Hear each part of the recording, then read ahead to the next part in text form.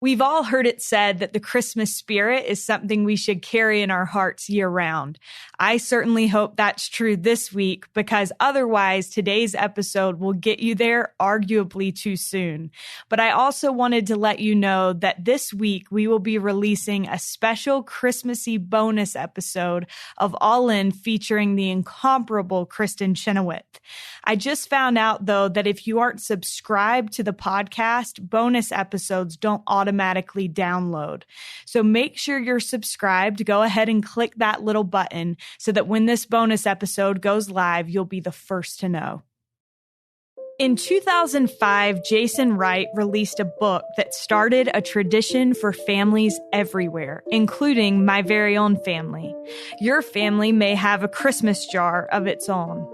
The idea was simple. Throughout the year, your family places spare change in a jar, and then the week of Christmas carefully selects a family who might be in need of a little extra money or a little extra love. The book became a New York Times bestseller, and the idea of Christmas jars, well, it went viral, and this year it becomes a movie. Jason Wright is a New York Times, Wall Street Journal, and USA Today best-selling author and speaker. His work has appeared in over 100 newspapers, magazines, and websites across the United States, including The Washington Times, The Chicago Tribune, Forbes, CNN.com, and FoxNews.com. Jason and his wife, Cody, live in Virginia's beautiful Shenandoah Valley. They are the parents of 2 girls and 2 boys. This is All In, an LDS Living podcast where we ask the question, what does it really mean to be all in the gospel of Jesus Christ? I'm Morgan Jones, and I am so grateful to have Jason Wright with me today. Jason, welcome. Thank you. Thank you for having me. Well, I am so excited about this, partially because it's in anticipation of the Christmas Jars movie, which is coming out. How cool to have a book that you wrote turned into a movie. Is this your first one that's been turned into a film? It is. Yeah, it was my first book, and it's been a 13-year journey from our very first meeting about what if. Yeah. 13 years to release in November. Holy cow, that's crazy. Yeah. Well, I am excited partially because Christmas Jars, since your book came out, which that was 2005, is Yes, that ma'am. right? Mm-hmm. Since then, my family has done Christmas jars as a tradition in our home. And it was funny because yesterday, as I knew that I was going to be interviewing you, I should have shown you this video before we started recording so that you can appreciate how funny it is. But I texted my family and I said, I'm going to have Jason Wright on the podcast tomorrow. Text me funny memories that you have from our doing the Christmas jars. And my sister sent this video of our drop-off last year. And my little sister runs up to the door with my brother-in-laws, who are like very intense about their drop-off, you know? And so she runs up to the door and they start running back. And of course, the boys are faster than she is. And the person starts coming out the door. And Natalie, my sister, just hits the deck. Oh, like my flat heavens. on the front lawn. I love it. And then you hear voices in the video and they're like, where's Natalie? You know, like, because my brother-in-laws are like, we lost Natalie somehow in this transaction. And then all of a sudden her little head just pops up. And then game over. But it's been a tradition that we've loved and we look forward to it every year. And I feel like we have you to thank for that. So first of all, thank you. Well, you're very kind. And I'm so glad to hear that. And I know there are people listening today who probably have had similar experiences giving jars away. And that means a lot more than a book and a movie and all the things that have happened over the last decade plus. That's all great. But really what's most important to me is hearing that people have put the movement kind of to the test in their family and have given a jar away. I mean, what's better than that for an author to know that I created something from my strange little noggin that has turned into a family tradition for someone like you and yours. So that's pretty cool. Thank you. Yeah, absolutely. So I'm curious how it did form in your noggin. Like, how did you have that idea? Yeah, no, great question. So my noggin was a little down. I was struggling a little bit in October of 2004. Okay. And My father passed away when I was in high school when I was 16, so right before Christmas. The holidays have always been a little bit of a blue time, and a lot of folks listening can relate to that. Yeah. Depression and anxiety really go up through the roof during the holidays for many, many people. So I was just kind of struggling a little bit with missing my dad, the holidays and the rush and the hustle bustle that we're, when you're in mid-October, it hasn't quite hit yet, but the storm is coming of parties and commitments and cookies and all the things that you do during the holidays that can be a distraction from what Christmas ought to be. Yeah. So I'm having a conversation with my wife. Again, it's about the second week of October, late one night, kids are asleep. I'm walking her through some of these feelings I'm having and this kind of just meatloaf of like, what is wrong with me and why am I struggling to enjoy more fully the color of Christmas? So we kind of, I'm compressing a very long story, but the conversation ended that night with, what if we put a jar on the counter and we put our change in it? And what if every time we drop change in that jar, we committed to one another and to the kids and the kids to us that we would think about the needs of someone else, even if it's just 2 or 3 or 4 or 5 seconds, every day between that night in mid-October and Christmas Eve. And what if we could generate $50, $60, $70, $80 in change over the course of about 2 months? And what if there were a family in our circle of influence from church or school or the neighborhood for whom that amount of money would be just what they needed, the answer to a little prayer, a little miracle in their life? And thus it began. And we began to fill that jar. And me in particular, as being the one in the family that most needed the lesson that Christmas didn't need to be treated as a 24-hour holiday that we open and close and put back on the shelf. But I could think about the needs of someone else and ultimately about the great gift of Christ in my life and Christmas every single day. And so on Christmas Eve, we sat down as a family, my wife and my 2 daughters were 8 and 5 at the time. And then we had a baby boy. And we made a list, just like you might imagine, in a movie. We sat down with a pad and wrote down half a dozen families that we thought could benefit from this. We selected a family that actually belonged to our ward. And we knew that this wouldn't change their lives necessarily. It's not enough money. It was $88 that first year. So that's probably not, no one's paying off their house or medical bills with $88.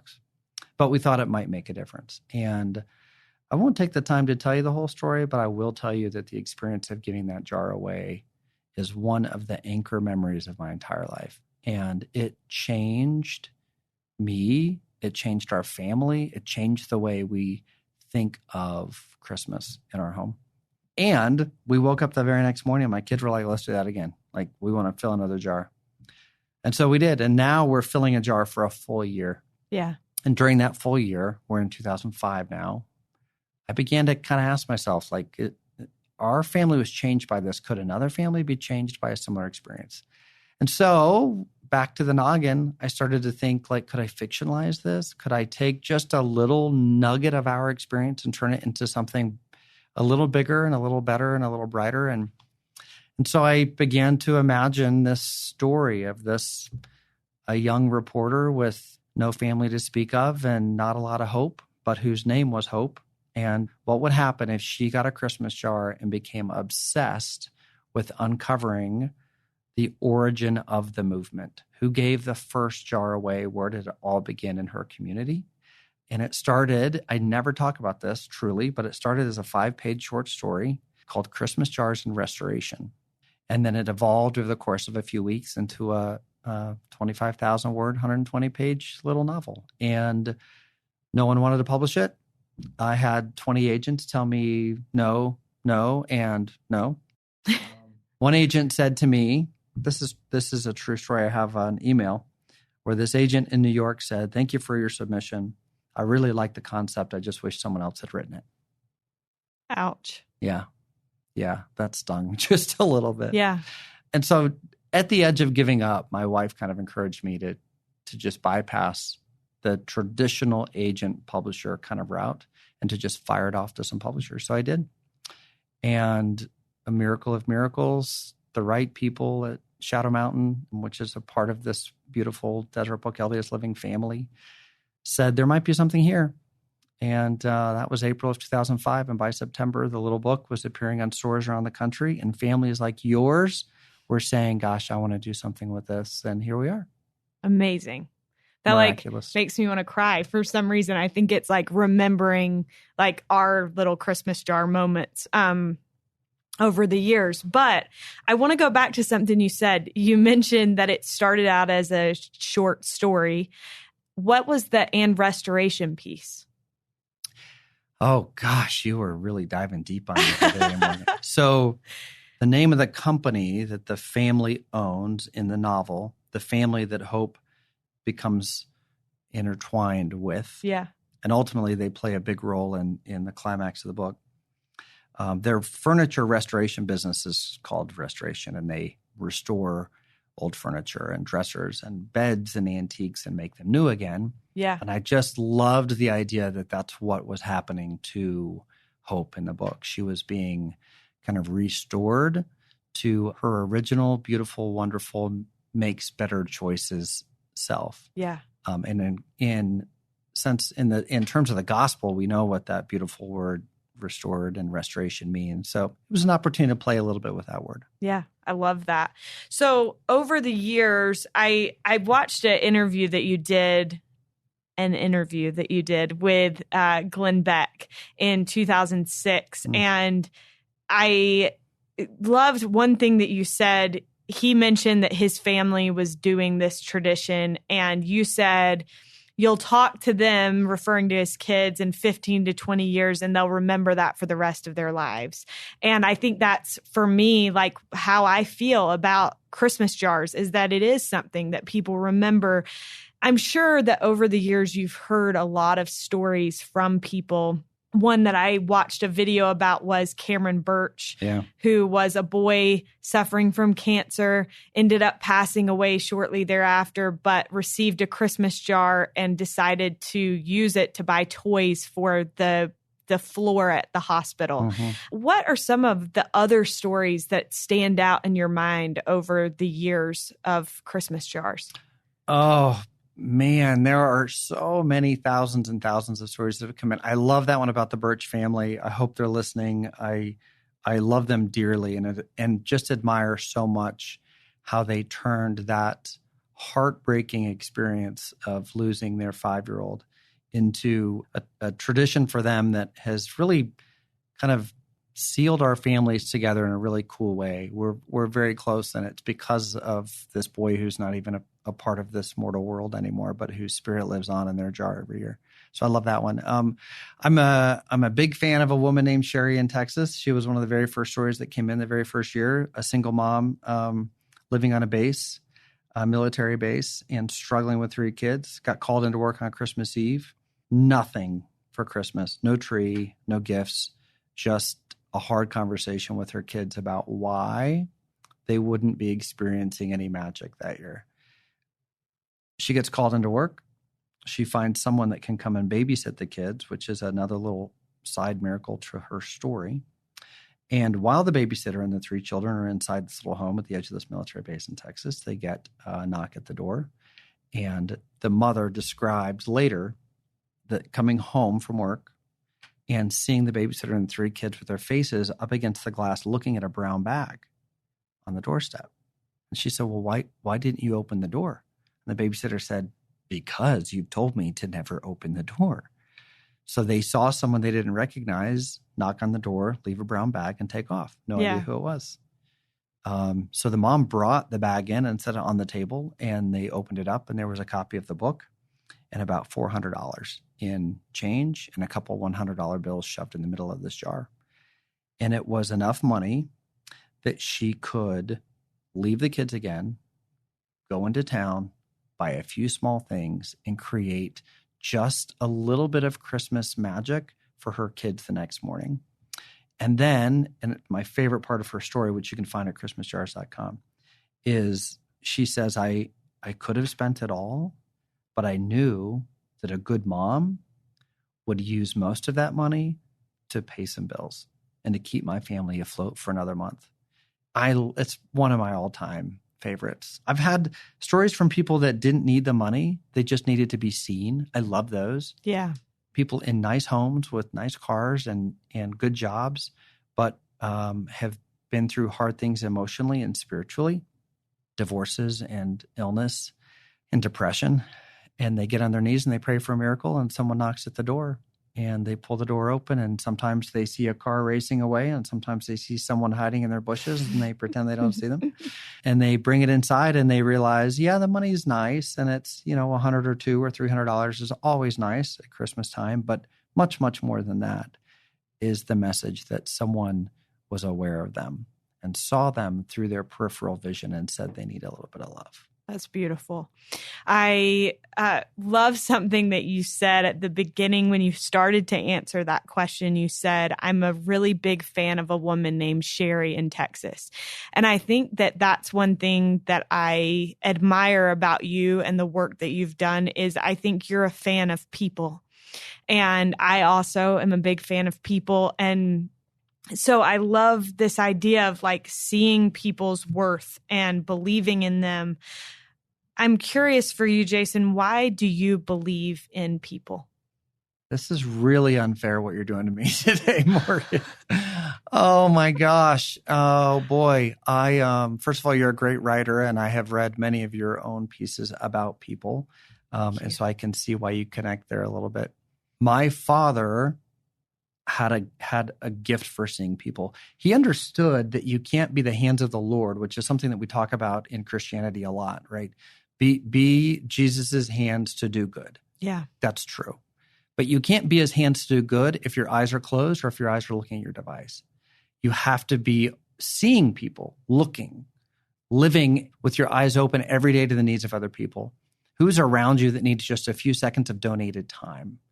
Which is what we just talked about. It's not always money that people need.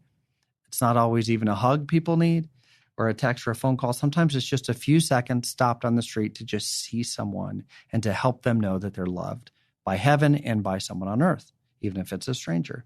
And my dad had that gift. Mm-hmm. He just knew that he couldn't help change a tire on the side of the road if he hadn't seen the person on the side of the road. He couldn't help the new family that had just moved in down the street unless he'd first noticed there's a moving truck that's been coming back and forth for a few days.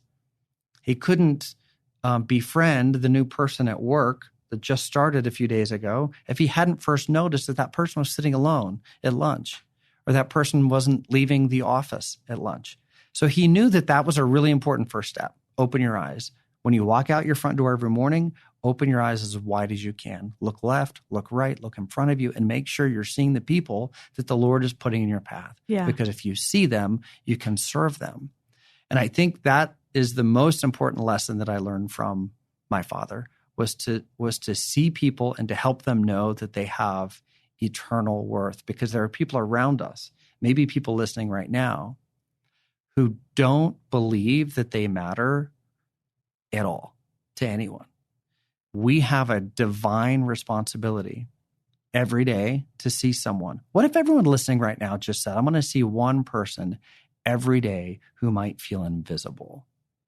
And maybe that person has been praying to just be seen. I'll give you a 30-second example. Yeah. Someone from a ward once in my life, and I want to be careful here, but a good sister who'd been through a lot said to me in a private setting once, too many Sundays I walk in, I walk out without so much as a hello. She said, I just need a hello to feel like I matter to the ward and to the Lord. And I've never forgotten that. That's so powerful. And I think going back, I want to come back to this statement, but going back to what you said about your father. You said earlier that your father passed away when you were in high school. And so I think that it's so neat that even as a high school aged boy or earlier, you recognize these qualities in your father and they were things that you wanted to model. I think sometimes we think, oh, nobody's watching these things that I'm doing when they're little things. But so many times I think we look back and realize those little things are what make the big things. And that's made a tremendous influence in your life. So first, thank you for sharing that. Second, I love that statement by the woman in the ward. And I was watching a video. You can tell that I like scoured your YouTube channel to prep for this. But one thing, and in one of the videos you said, it just doesn't matter. Okay, so going back, actually, I'm going to tell a little bit of this story. This is a video you were on a national news channel because a woman was in a gas station and was trying to figure out directions to Cleveland, Ohio. Mm-hmm. And she yelled in the gas station and said, "Can someone help me get to Cleveland?" And you walked up to her and helped her give directions. And then she still didn't believe you. So then you got in your car and led her to get in the right direction to head to Cleveland. And at the end of this video, you said it just doesn't matter the skin color, the zip code. We're brothers and sisters, and we really do have a responsibility to help one another get home. And I think that's such a powerful concept that not in that situation, obviously, it's very easy to see, you know, she just wanted to get home to her physical home, but we all do have a responsibility to help each other get back to our heavenly home. Why do you think that is so important to you? Oh, again, I think it's in part because I witnessed my dad and my mother, by the way, who's probably listening and who sometimes has fallen into the shadows of my dad's kind of legacy, and really unfairly so.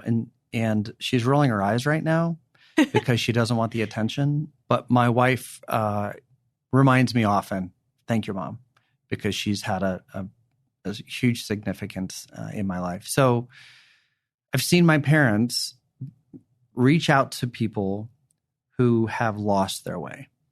And I'm not talking necessarily about members of the Church of Jesus Christ of Latter-day Saints. I'm talking about people. In that interview you're referring to, which I would invite people to go watch, it's so great that this woman is just, her name is Anita, and she's just a ball of love and energy. Yeah. And Steve Hartman, the reporter, does such a brilliant job of telling the story. He's very, very talented. She's not a member of the church. She's just a person who's trying to get home. And sometimes I think we do, when we use that phrase, even help someone get home, we mean, well, we need to introduce them to the gospel. Right. We need them to get on the covenant path, and we need them to find their way back to exaltation with the Father and the Son. Of course, that's what we hope for. But it's much more real than that every single day for people to just get home to a place of love where they can lay in bed at night and know that God loves them. And baptism and the temple and all the things that we know are so important to eventually live and to be like them, those are discussions for another day or perhaps for another lifetime. Much more importantly than that is just helping people feel at home with God in their life. And I know that we pass people every single day on the streets who just simply don't know that. They don't know how homesick Father in heaven is for us. They want us home, don't they? Yeah. They want us home. And we have a responsibility to point them in the right direction. That might mean inviting them to sacrament meeting, and it might just mean looking them in the eye and saying, don't you dare ever forget that you are a divine son and daughter of God. And Heavenly Father loves you and knows the sound of your voice. And by the way, he'd like to hear from you more often. Yeah. Thank you for that. I watched some of the videos that you did for is it Give a Lift? Mm-hmm. So for those that aren't familiar, and we'll link all of this in our show notes, but for those that aren't familiar, Jason did a series of videos for a good period of time where he would pick up someone on the street who was homeless or just needed a ride and would talk to them about their lives and video it. And the thing that impressed me the most about these videos is that you listen more than you talk. And I was kind of expecting it to be like, I don't know if I was expecting like Cash Cab or something, you know, like where you're like asking questions the whole time. But I was amazed by how how little you talked in the videos and how much those people wanted to be seen and heard. What was the most valuable thing you learned from that project? We are so much more alike than we want to admit. And I mean you and I mean the homeless person on the street holding the cardboard sign who hasn't eaten in 3 days, or who has eaten and isn't even going to use the money the way they promise you when you give them the $2 on the corner in front of Walmart. Boy, I have met some of the most wonderful people. And I never intended for that to turn into what it did. We actually did a little 90-minute documentary last year that compiled kind of some of the best interviews. And I had a really hard time cutting that and watching that and premiering that without just tears flowing, in part because I wonder where my friends are, because some of them I have been able to keep in touch with and others I haven't seen since they said goodbye and stepped out of my vehicle. But I think the most important thing that I've learned is that so many of those people were praying every single day for someone to listen. They are some of them are homeless by choice. Some of them are homeless by just the hard circumstances of life. Some are homeless because of addictions and bad habits. But all of them, and I'm so glad that you mentioned that. That's such a keen observation on your part, because I tried so hard to just be the ears for them, to just unload and to just talk about what was hard and what was good. And I hoped by the end of each conversation in the vehicle, and again, in the videos, you're only seeing a few minutes of sometimes as much as an hour and a half together. But I hope by the time we hugged a goodbye at the end of our adventure, that they felt like the Lord had put someone in their path who actually cared and that knew that they had worth. And boy, I genuinely fell in love with those people and what they represent in their struggles. Yeah. I think it's interesting whether it's these people that are in your car that you have the chance to talk to and share video of your conversation with them, or whether it's Gail Miller that you've written 2 books with now. I love the children's book, by the way. I just read it yesterday for the first time and I was like, this is such a great story. But you've had this chance to tell people stories, whether it be real people or fiction. And I think this is interesting because a lot of people, I don't think, kind of straddle that line between fiction and nonfiction. Kind of, it seems most authors stick to one or the other. And so I'm curious about, as you have kind of approached these stories, how do you approach a fiction story differently than you would approach a nonfiction story? Great question. I think everyone has a story to tell. And I think that's true of those of us sitting around the table right now and listening that are living, breathing human beings with a name and an address. But I also think it's true for the people in our heads, for the characters that we imagined when we were young and we would go to the playground and we would play cops and robbers or put on little skits. I bet you, Morgan, you were one of those girls that would put on a little skit and gather the family around. And I could just see you doing your little thing, right? A lot of people listening can probably relate to those imaginary worlds that we create. I grew up, again, in a home where storytelling, there was a real premium on storytelling. My dad was a brilliant storyteller, both just telling a story at bedtime and with the pen and paper. And so as I began to sort of dive into the world of fiction, I decided that I wanted to tell stories that felt true. So not to say that I won't someday dive into fantasy or sci-fi or some other world, but everything I've written, Christmas Jars, for example, I wanted people to read that and go, wow, this feels like this could have happened in my neighborhood. Yeah. Well, yeah, that's the idea.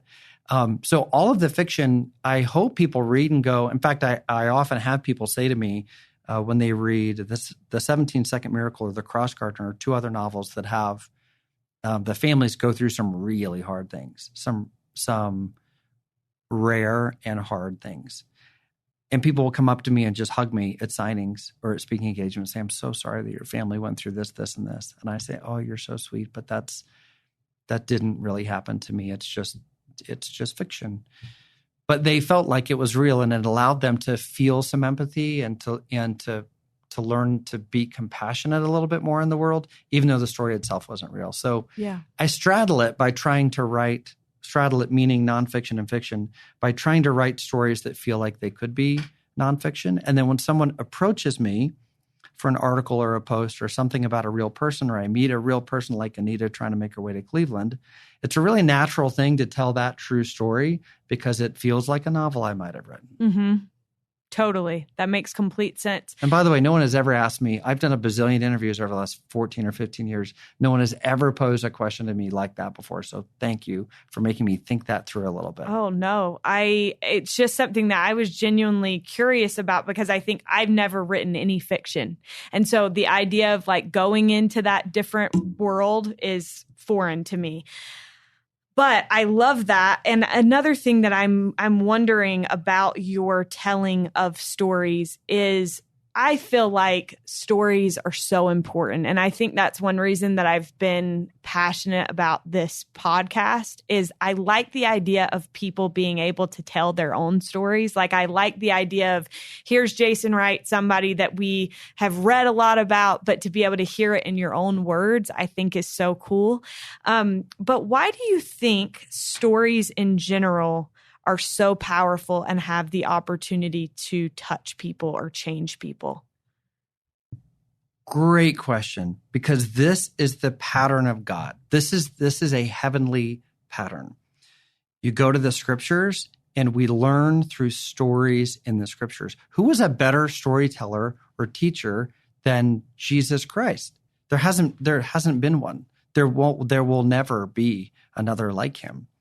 I think that stories, if you think back to how you feel when you read the scriptures, think of your favorite scriptural story, no matter what book of scripture it's in.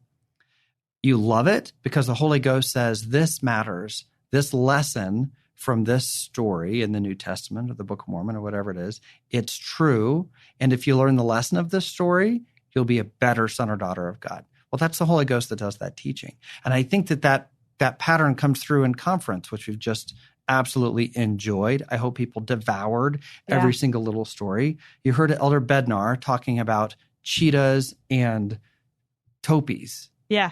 In this story format with he and his wife. Who didn't feel the Holy Ghost saying, hey, guess what? This matters. And it's not just because it's an ordained apostle of the Lord telling the story, but because the story has value. It could have been anyone who had that experience. I think stories connect us to deity. Beautiful. Couldn't have said that any better. And I think you're so right. I think we look at, President Uchtdorf, or Elder Uchtdorf, I should say, his talk where he told the story of Bilbo Baggins. I think that's like a fictional story where we see so much value and so many good things being communicated. What have you learned as you've worked with, let's kind of shift to this idea of nonfiction, as you've worked with someone like Gail Miller in sharing her story, but what have you learned about like doing someone's story justice? Oh boy, you're killing me with these questions. Killing me. I'm sorry. Holy cow. These are such great questions. I wish we had 3 hours. People like Gail I learned more from writing Courage to Be You with her 2 years ago than through any other writing experience in my life. And it's because she was willing to be so transparent and to let her authentic self be told to the world. Yeah. And that's what makes, whether it's a 300-page book on Gail's life or a 600-word article on ldsliving.com, they work best when the subject says, it's okay that this is going to look a little unpolished. My life hasn't been perfect. In Gail's case, I bribed the kids with McDonald's on the Sabbath to get them to church. When she tells that story, people love it because it is so real and authentic to her. Yeah. The trap sometimes is that writers and storytellers will polish things up because we think the lesson will have more value if we take away the rough edges of a subject's life. But we learn so much from, for example, Gail Miller, because she says, here I am. I am a daughter of God, and I'm not perfect. That's what I'm working for, but I'm not perfect yet. So let me see let me give you a peek into my real authentic self.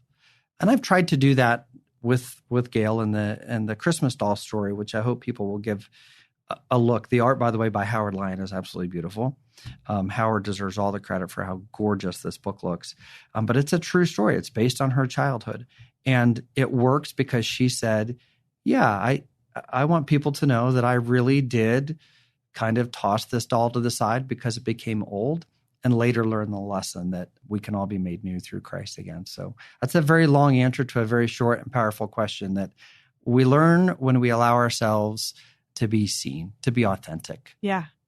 It's interesting that you bring that up because my grandma, I gave her a copy of Courage to Be You, and my grandma read it, and she is to the point in her life where she spends a lot of time at home, and she read it and she said that she felt like she had made a new friend. And I think that there's so much power in that, to allow an older woman who doesn't get out as much as she used to be so social, to feel like she's made a new friend through a book. And that's only possible because it was an authentic story. Jason, what have you learned about the power of your own story? I have learned that we all get a second chapter. If I were judged on the kind of life I lived for the first 10 or 15 or 20 or 30 years of my life, I don't think that's a great book. But the atonement of Christ gives us an opportunity to keep editing our life story and to write a new chapter that's better than the one before.